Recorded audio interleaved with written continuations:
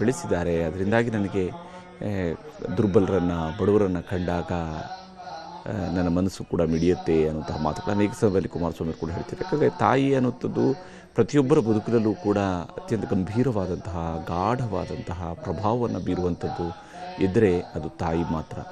ತಾಯಿ ಆ ರೀತಿಯಾದಂತಹ ಪ್ರಭಾವವನ್ನು ಮಕ್ಕಳ ಬಾಳಲ್ಲಿ ಬೆಳಗುವಂತಹ ಜೀವ. ಈಗ ಆ ಜೀವ ದೇಹವನ್ನು ಬಿಟ್ಟು ದೇವರ ಪಾದವನ್ನು ಸೇರಿಯಾಗಿದೆ. ಈಗ ಆ ಪಾರ್ಥಿವ ಶರೀರಕ್ಕೆ ಅಂತ್ಯ ಸಂಸ್ಕಾರವನ್ನು ನೆರವೇರಿಸುವಂಥದ್ದು, ಆ ಮೂಲಕ ಸದ್ಗತಿ ದೊರೆಯಲಿ ಅಂತ ಹೇಳಿ ಪ್ರಾರ್ಥಿಸುವಂಥದ್ದು, ಸಂಪ್ರದಾಯದ ಅನುಗುಣವಾಗಿ ನೆರವೇರಿಸುವಂತಹ ಕ್ರಮಗಳಿವು. ಆ ಪ್ರಕಾರವಾಗಿಯೇ ಚೆನ್ನಮ್ಮನವರ ಅಂತ್ಯಕ್ರಿಯೆಯ ಪ್ರಕ್ರಿಯೆ ಈಗ ನಡೀತಾ ಇದೆ. ದೇವೇಗೌಡರು ಯಾಕೆಂದರೆ ಪತ್ನಿಯ ಗಂಗಾಜಲದ ಪ್ರೋಕ್ಷಣೆಯನ್ನು ಮಾಡ್ತಾ ಇದ್ದಾರೆ. ಆ ಮೂಲಕ ಅವ್ರಿಗೆ ಸದ್ಗತಿ ದೊರೆಯಲಿ ಅಂತ ಹೇಳಿ ಪ್ರಾರ್ಥಿಸ್ತಾ ಇದ್ದಾರೆ ದೇವೇಗೌಡರು ಕೂಡ. ಭಾಳ ಎಮೋಷ್ನಲ್ ಆಗಿದ್ದರು. ಮೊನ್ನೆಯೂ ಕೂಡ ಅಷ್ಟೇ ಆಸ್ಪತ್ರೆಯಲ್ಲಿದ್ದಂತಹ ಸಂದರ್ಭದಲ್ಲೂ ಅಷ್ಟೇ, ಅದಲ್ಲದೇ ತೀರ್ಕೊಂಡ ನಂತರವೂ ಕೂಡ ನನ್ನನ್ನು ಬಿಟ್ಟು ಅದು ಹೆಂಗೆ ನೀನು ಹೋಗ್ತೀಯಾ ಅಂತ ಹೇಳ್ಕೊಂಡು ಅಳ್ತಾ ಇದ್ರಂತೆ. ಅಷ್ಟರ ಮಟ್ಟಿಗೆ ಗಂಡ ಹೆಂಡತಿಯ ನಡುವೆ ಅನ್ಯೋನ್ಯತೆ ಇತ್ತು. ಜೊತೆಯಲ್ಲಿ 72 ವರ್ಷಗಳ ಸಾಮಾನ್ಯ ಮನುಷ್ಯರು ಬದುಕುವಂತಹ ಅವಧಿಯವರೆಗೆ ಅವರ ದಾಂಪತ್ಯ ಜೀವನವೇ ಇತ್ತು. 72 ವರ್ಷಗಳ ಕಾಲ ದಾಂಪತ್ಯ ಜೀವನವನ್ನು ನಡೆಸಿದಂಥವರು ದೇವೇಗೌಡರು ಮತ್ತು ಚೆನ್ನಮ್ಮನವರು. ಹೀಗಾಗಿ ಅವರಿಬ್ಬರ ಬಹುತೇಕ ಯೋಚನೆಯ ರೀತಿ ಪ್ರತಿಯೊಂದರಲ್ಲೂ ಕೂಡ ಒಂದೇ ಥರನಾದಂತಹ ಸ್ವರೂಪಗಳಿರ್ತಿದ್ವು. ಜೊತೆಯಾಗಿ ಹಬ್ಬ ಹರಿದಿನಗಳ ಸಂದರ್ಭಗಳಲ್ಲಿ ಅವರು ನಡೆಸ್ತಾ ಇದ್ದಂತಹ ಪೂಜೆ, ಜೊತೆಯಾಗಿ ಕೂತ್ಕೊಂಡು ಇಬ್ಬರೂ ಕೂಡ ದೇವರ ಮೇಲೆ ಅಪಾರವಾದಂತಹ ಶ್ರದ್ಧೆ, ಅಪಾರವಾದಂತಹ ಭಕ್ತಿ. ದೇವೇಗೌಡರಿಗೆ ಯಾವ ಸ್ವರೂಪದಲ್ಲಿ ದೈವಗಳ ಬಗ್ಗೆ, ದೇವರ ಬಗ್ಗೆ ಎಷ್ಟೆಲ್ಲ ನಂಬಿಕೆಗಳಿದ್ವು ಅವೆಲ್ಲವೂ ಕೂಡ ಚೆನ್ನಮ್ಮನವರಿಗೂ ಕೂಡ ಇತ್ತು. ಇಬ್ಬರು ಗಂಡ ಹೆಂಡತಿ ಇಬ್ಬರೂ ಕೂಡ, ಗಂಡ ಬೇರೆ ಅಲ್ಲ ಹೆಂಡತಿ ಬೇರೆ ಅಲ್ಲ, ಇಬ್ಬರಿಗೂ ಕೂಡ ಅದೇ ಸ್ವರೂಪದ ದೈವಭಕ್ತಿ, ದೇವರ ಮೇಲೆ ಅಪಾರವಾದಂತಹ ನಂಬಿಕೆ, ಶ್ರದ್ಧೆ. ಹಾಗಾಗಿ ಪ್ರತಿ ಬಾರಿಯೂ ಕೂಡ ಒಂದಲ್ಲ ಒಂದು ಪೂಜೆ ಪುನಸ್ಕಾರಗಳು ನಡೆಯುವಂಥದ್ದು. ವಿಶೇಷ ದಿವಸಗಳಲ್ಲಿ ಚೆನ್ನಮ್ಮನವರು ಸೂರ್ಯ ದೇವರನ್ನು ಕಂಡ ಮೇಲೆ ಬೆಳಗಿನ ಉಪಹಾರ ಸೇವಿಸುವಂಥದ್ದು ಕೂಡ ಇರ್ತಿತ್ತು. ಅವ್ರ ಮನೆಯಲ್ಲಿ ನಾವು ಕೂಡ ಎಷ್ಟೋ ಗಮನಿಸಿದ್ವಿ.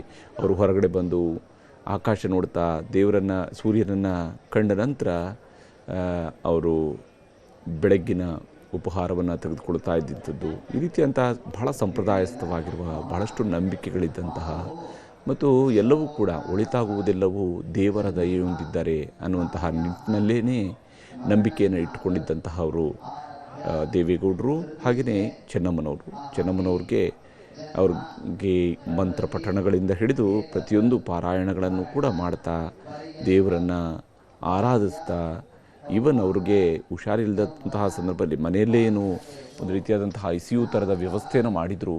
ಹಾಗಿದ್ದರೂ ಮನೆಯಲ್ಲೇ ಇದ್ದಾಗಲೂ ಕೂಡ ವೀಲ್ ಚೇರ್ನಲ್ಲೇ ಓಡಾಡುವ ಸಂದರ್ಭದಲ್ಲೂ ಕೂಡ ದೇವರ ಪೂಜೆಯನ್ನು ಅವರು ನಿಲ್ಲಿಸಿದಂಥವರಲ್ಲ. ದೇವರ ಪೂಜೆಯನ್ನು ನೆರವೇರಿಸ್ತಾ ದೇವರಿಗೆ ಪೂಜೆ ಮಾಡಿದ ನಂತರನೇ ಬೆಳಗಿನ ಉಪಹಾರವನ್ನು ಸ್ವೀಕರಿಸ್ತಾ ಇದ್ದಂಥವ್ರು. ಅಷ್ಟೇ ಅಲ್ಲದೆ ಗಂಡ ಹೆಂಡತಿ ಇಬ್ಬರು ಮನೇಲಿ ಇದ್ದಾರೆ ಅಂತ ಹೇಳಿದರೆ ಗಂಡ ಊಟ ಮಾಡೋಕ್ಕೆ ಕೂತ ನಂತರನೇ ಹೆಂಡತಿ ಕೂಡ ಊಟ ಮಾಡ್ತಾ ಇದ್ದಿದ್ದು. ಅಲ್ಲಿವರೆಗೆ ಅವರು ಊಟನೂ ಮಾಡ್ತಿರಲಿಲ್ಲ, ತಿಂಡಿನೂ ಮಾಡ್ತಿರಲಿಲ್ಲ. ಗಂಡ ಊಟ ಮಾಡೋದಕ್ಕೆ ಕೂತಾಗಲೇ ಜೊತೆಯಲ್ಲೇ ಕೂತ್ಕೊಂಡು ಚೆನ್ನಮ್ಮನವರು ಕೂಡ ಊಟ ಮಾಡ್ತಾ ಇದ್ದಿದ್ದು. ಆ ರೀತಿಯಂತಹ ಸಂಪ್ರದಾಯಗಳನ್ನು ಪಾಲನೆ ಮಾಡ್ತಾ ಇದ್ದಂಥವರು ಚೆನ್ನಮ್ಮ. ಅಷ್ಟು ಅನ್ಯೋನ್ಯತೆ ಗಂಡ ಹೆಂಡತಿ ಇಬ್ಬರ ನಡುವೆಯೂ ಕೂಡ ಇತ್ತು. ಪ್ರೀತಿ, ವಿಶ್ವಾಸ, ನಂಬಿಕೆ ಇವೇ ಅವರ ಸುದೀರ್ಘ ದಾಂಪತ್ಯ ಜೀವನದ ಗುಟ್ಟು ಕೂಡ ಆಗಿತ್ತು. ಮಕ್ಕಳು ಒಬ್ಬರಾದ ಮೇಲೊಬ್ಬರು ಬೆಳೆದು ಅವರದೇ ಆದಂತಹ ಸ್ವರೂಪದ ಉದ್ಯೋಗಗಳನ್ನು ಮಾಡಿದಾಗ ಹಿರಿಯ ಮಗ ಸರ್ಕಾರಿ ಅಧಿಕಾರಿ ಆಗ್ತಾನೆ, ಎರಡನೇ ಮಗ ಜಿಲ್ಲಾ ಪಂಚಾಯತ್ ಚುನಾವಣೆಯ ಮೂಲಕವಾಗಿ ಆರಂಭವಾಗಿ ಜಿಲ್ಲಾ ಪರಿಷತ್ ಚುನಾವಣೆ ಮೂಲಕ ಆರಂಭ ಆಗಿ ಮುಂದೆ ವಿಧಾನಸಭೆಗೆ ಸ್ಪರ್ಧಿಸ್ತಾರೆ. ಎರಡನೇ ಮಗ ವಿಧಾನಸಭೆಗೆ ಸ್ಪರ್ಧಿಸಿ ಸ್ವಲ್ಪ ದಿವಸ ಕಳೆಯೋದ್ರೊಳಗಡೆ ಮೂರನೇ ಮಗನೂ ಕೂಡ ಅಂದರೆ ಕುಮಾರಸ್ವಾಮಿಯವರು ಕೂಡ ಲೋಕಸಭೆ ಚುನಾವಣೆಗೆ ಸ್ಪರ್ಧಿಸ್ತಾರೆ. 1996ರ ಚುನಾವಣೆಯಲ್ಲಿ ಲೋಕಸಭೆ ಚುನಾವಣೆಗೆ ಸ್ಪರ್ಧಿಸ್ತಾರೆ. ಅಷ್ಟೊತ್ತಿಗಾಗಲೇ ಮಗ ಸಿನಿಮಾದ ನಿರ್ಮಾಪಕನಾಗಿ, ವಿತರಕರಾಗಿ ಕೆಲಸ ಮಾಡ್ತಾಯಿದ್ರು ಕುಮಾರಸ್ವಾಮಿಯವರು. ಇದರ ನಡುವೆ ಕಿರಿಯ ಮಗ ಮಾತ್ರ ಸ್ವಲ್ಪ ಓದಿನ ಕಡೆಗೆ ಹೆಚ್ಚಿನ ಆಸಕ್ತಿ ಇತ್ತು ಮತ್ತು MBBS ಡಾಕ್ಟರ್ ಕೂಡ ಆಗ್ತಾರೆ, ಡಾಕ್ಟರ್ ರಮೇಶ್ ಅವರು. ಈ ಥರದಲ್ಲಿ ಮನೆಯಲ್ಲಿರುವಂತಹ ಮಕ್ಕಳ ಬದುಕು ಕಟ್ಟಿಕೊಳ್ಳೋದಕ್ಕೆ ಬೇಕಾದಂತಹ ನೆರವನ್ನು ಕೊಡ್ತಾನೆ ಹೇಗೆ ಒಂದು ಸಂಸಾರವನ್ನು ನಿಭಾಯಿಸ್ಕೊಂಡು ಹೋಗಬೇಕು. ಮನೆಯಲ್ಲೆಲ್ಲವೂ ಕೂಡ ಮಕ್ಕಳೆಲ್ಲರೂ ಕೂಡ ಅವರವರದೇ ಆದಂತಹ ಸ್ವಂತ ಕುಟುಂಬವನ್ನು ಕಟ್ಕೊಂಡಿದ್ರು ನಿಜ. ಆದರೆ ಎಲ್ಲರೂ ಕೂಡ ಹಬ್ಬ ಹರಿದಿನ ದಿವಸಗಳಲ್ಲಿ ಒಂದಾಗಿ ಬರುವಂತಹ ವ್ಯವಸ್ಥೆ, ಅದಕ್ಕೆ ಆ ದಿವಸ ಎಲ್ಲರೂ ಕೂಡ ಜೊತೆ ಸೇರಬೇಕು ಅನ್ನುವಂಥದ್ದು, ಇವುಗಳೆಲ್ಲವನ್ನು ಕೂಡ ಭಾಳ ಕಾಳಜಿಯಿಂದ ನೋಡ್ತಾಯಿದ್ರು. ಕುಮಾರಸ್ವಾಮಿ ಅವರು ಕೂಡ ಎಷ್ಟೋ ಬಾರಿ ಇಲ್ಲೆಲ್ಲ ಇವತ್ತು ಮನೆಗೆ ಹೋಗೋದಕ್ಕಿದೆ ಅಂತ ಹೇಳ್ಕೊಂಡು, ಅಂದರೆ ತಂದೆ ತಾಯಿ ಇರುವಲ್ಲಿಗೆ ಹೋಗಿ ಅವರ ಆಶೀರ್ವಾದವನ್ನು ಪಡ್ಕೊಳ್ಳೋದಕ್ಕಾಗಿ ಎಲ್ಲ ಮಕ್ಕಳು ಮೊಮ್ಮಕ್ಕಳು ಎಲ್ಲರೂ ಜೊತೆ ಸೇರಿ ಆ ಕುಟುಂಬದಲ್ಲಿ ಒಂದು ರೀತಿಯಾದಂತಹ ಹಬ್ಬವನ್ನು ಆಚರಿಸ್ತಾ ಇದ್ರು. ಆ ರೀತಿಯಾದಂತಹ ಪ್ರೀತಿ ವಿಶ್ವಾಸಗಳನ್ನು ಮೌಲ್ಯಗಳನ್ನು ತಮ್ಮ ಮನೆಯಲ್ಲಿ ಇಟ್ಕೊಂಡಂಥವರು ಚೆನ್ನಮ್ಮ. ಹಾಗಾಗಿ ಇಂತಹ ಸಂದರ್ಭಗಳು ಬಂದಾಗಲೂ ಕೂಡ ಸೊಸೆಯಂದಿರು ಎಲೆಕ್ಷನ್ಗೆ ನಿಲ್ಲಬೇಕು ಅನ್ನುವಂತಹ ಒತ್ತಡವನ್ನು ಅವರ ಮಾವನ ಮೇಲೆ ಹೇರಿದಂತಹ ಸಂದರ್ಭಗಳಲ್ಲೂ ಕೂಡ ಅವುಗಳನ್ನು ಬಹಳ ಮೌನವಾಗಿಯೇ ಇವೆಲ್ಲವನ್ನು ನೋಡ್ತಾ ಇದ್ದಂಥವ್ರು. ದೇವೇಗೌಡರು ಮಾತನಾಡ್ತಾ ಇದ್ದಾರೆ.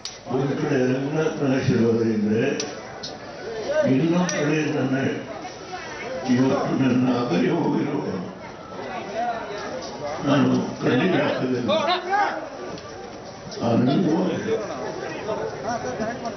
ನನ್ನ ಬಿಟ್ಟವಿಲ್ಲ, ಅವರು ಕಾರಣ. ಅದರಿಂದ ಏನು ನಮ್ಮ ಮಕ್ಕಳು ಇಲ್ಲಿ ಮಾಡೋಣ, ನನಗೆ ರಂಗನಾಥ್ ಆಶೀರ್ವಾದ ಈ ದೇಶದಲ್ಲಿ ಪ್ರಧಾನಮಂತ್ರಿ ಆಗೋ ಮಟ್ಟಕ್ಕೆ ಬೆಳೆದೆ. ಅದಕ್ಕೆ ನನ್ನ ಹೆಂಡತಿ ಪ್ರತಿ ಹಂತದಲ್ಲಿ ಚೆನ್ನಾಗಿ ನನಗೆ ಅಂತ ಮಕ್ಕಳೇ ಇಲ್ಲೇ ಮಾಡಬೇಕು ಅಂತ ಹೇಳಿದ್ರು. ಆಯ್ತು, ನನ್ನ ಸ್ನೇಹಿತರು ಇದ್ದಾರೆ, ಅವರ ಹೇಳಬೇಕು ಬೇಡ ಗೊತ್ತಿಲ್ಲ ನನಗೆ. ಡಾಕ್ಟರ್ ಕೃಷ್ಣ ಇವರೆಲ್ಲ ಸೇರಿ ನಮ್ಮ ಮಳೆಯದ್ದು ಎಲ್ಲ ಹೆಣ್ಮಕ್ಳು ಎಲ್ಲ ಲೆಕ್ಕಾಚಾರ ಮಾಡಿ ಇಲ್ಲಿ ಮಾಡೋದು ತೀರ್ಮಾನ ಮಾಡ್ತಾರೆ. ಮಳೆ ಬರುತ್ತೆ ಅಂತ ಬಹಳ ನಾನು ನನ್ನ ಮಕ್ಕಳು ಕೂತರು ಹಿರಿಯರ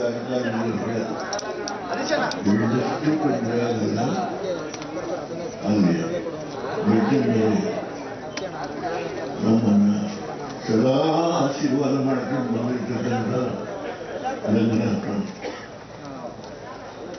ನನಗೆ ರಾತ್ರಿ ಬೆಳಗ್ಗೆ ಶಕ್ತಿ ಕೊಟ್ಟರು. ನಮ್ಮ ಊರಿನ ನನ್ನ ಕುಲದೇವರು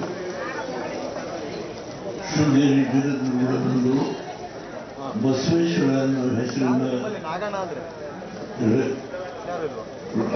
ರಾಮಗೋಪುರ ಅದನ್ನೆಲ್ಲ ಐದು ಕಳಶ ಐದವರು ಪ್ರಧಾನ ಒಂದು ಕಳಶ ಶೃಂಗೇರಿ ಜಗದ್ಗುರುಗಳು ಭಾರತೀಯ ತೀರ್ಥಸ್ವಾಮಿಗಳು ಎಲ್ಲ ನಡೆಯುತ್ತೆ. ಅದು ನಮ್ಮ ವಂಶ ಪಾರಂಪರ್ಯವಾಗಿ ನಾವು ಪೂಜೆ ಮಾಡ್ಕೊಂಡಿಲ್ಲ. ಅದರಿಂದ ಅಲ್ಲಿ ಒಂದು 15 ದಿವಸದ 2ನೇ ಬೀದಿದೆ. ಆ ಹಿನ್ನೆಲೆಯಲ್ಲಿ ನಾನು ರಾತ್ರಿ ಇದನ್ನು ಬೆಳೆದಿದ್ದೀನಿ. ಅದಕ್ಕೆ ನನ್ನ ಒಂದು ಕಡೆ ರಂಗನಾಥ, ಒಂದು ಕಡೆ ನನ್ನ ಕುಲದೇವರು ದೇವೇಶ್ವರ ಅಂತ ಹೆಸರಿಟ್ಟಿದ್ದಾರೆ, ಒಂದು ಕಡೆ ಆಂಜನೇಯ. ಈ ಹಿನ್ನೆಲೆಯಲ್ಲಿ ಬೆಳೆದಿರೋದು. ಅದಕ್ಕೆ ನನ್ನ ಕುಟುಂಬದ ಎಲ್ಲರೂ, ನಮ್ಮ ಹೆಣ್ಮಕ್ಳು ಎಲ್ಲರೂ ನನ್ನ ಬೆಳವಣಿಗೆ ಒಂದೆಲ್ಲ ಸಹಕಾರ ಕೊಟ್ಟಿದ್ದಾರೆ. ಇದಕ್ಕೆಲ್ಲ ನನ್ನ ಹೆಂಡತಿ ಅನ್ನಪೂರ್ಣ ಅಂತ ಹೇಳಿ ನಾನು ಉತ್ಪ್ರೇಕ್ಷೆಯಿಂದ ಮಾತಾಡಿದೆ. ಅವರ ನಡೆದುಕೊಂಡು ನನ್ನ ರಾತ್ರಿ ಬೆಳವಣಿಗೆ ಆಗ ನಾನು ನನ್ನೆಲ್ಲ ಕಳಿಸ್ತೀನಿ. ನಿರಂತ ಅವರನ್ನು ಸ್ವಾಮಿಯ ಸಾನ್ನಿಧ್ಯಕ್ಕೆ ಬಿಡು ಅವರನ್ನು ಕಳಿಸ್ಕೊಡ್ತೇನೆ. ಈ ಹಿನ್ನೆಲೆಯಲ್ಲಿ ಇವತ್ತು 4 ಮಕ್ಕಳುಗಳು 2 ಹೆಣ್ಣು ಮಕ್ಕಳನ್ನು ಪೂಜೆ ಮಾಡಿ ಅಂತ ಹೇಳಿದ್ರು. ಉದ್ದೇಶ ಅಷ್ಟೇ. ನಾನು ಪುಣೆ ಮಾಡಿದ್ದು ನನ್ನ ಬೆಳವಣಿಗೆ ಹೇಗೆ ಅವರು ಪ್ರತಿ ಹಂತದಲ್ಲಿ ಅವರ ಚಿಕ್ಕ ಮಕ್ಕಳುಗಳು ಯಾರು ಹುಟ್ಟಿದ್ರು ಯಾರು ಹುಟ್ಟಿದ್ದಿಲ್ಲ ಹೇಗೆ ಅವರನ್ನು ಎತ್ಕೊಂಡು ಬಂದು ವಿಶ್ಲೇಷಣೆ ಮಾಡಬಹುದು. ಅದು ನಾನು ಎನ್ನುವ ಅದನ್ನು ನಾನು ಮಕ್ಕಳು ಮಾಡಿ ಅಂತ ಹೇಳಿದ್ರೆ ಮಕ್ಕಳು ಮಾಡಿ ಅಂತ ಹೇಳಿದ್ರೆ ನನ್ನ ಪುಣೆ ಮಾಡಿದೆ. ನೀವೆಲ್ಲ ಚೆನ್ನಾಗಿ ಆ ಈಶ್ವರನ ವಿಷ್ಣುನ ಪ್ರಾರ್ಥನೆ ಮಾಡಿದ್ರೆ ವಿಷ್ಣುನೇ ಮಾಡಿದ್ರೆ ತುಂಬ ಸಂತೋಷ. ನಮ್ಮ ಗುರುಗಳು ಕಳೆದ 5 ವರ್ಷದಿಂದ ಪ್ರತಿ ಮಂಗಳವಾರ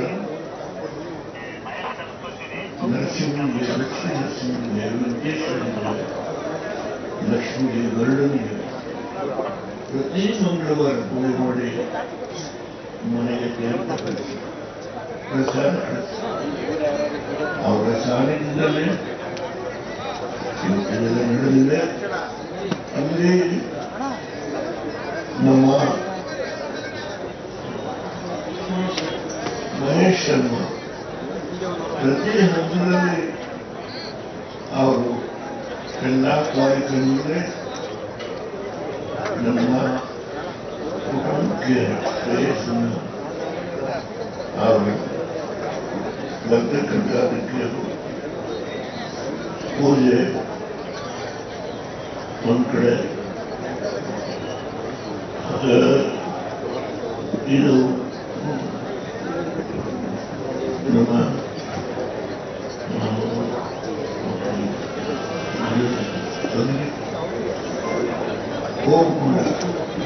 ಹೋಮಕುಂಡದಲ್ಲಿ ಎಲ್ಲ ಶಾಸ್ತ್ರಿಗಳು ಬಹಳ ವಿನೂತನೆ ಹೋಮ ಮಾಡೋದು ಎಲ್ಲ ಮಾಡಿದ್ದಾರೆ.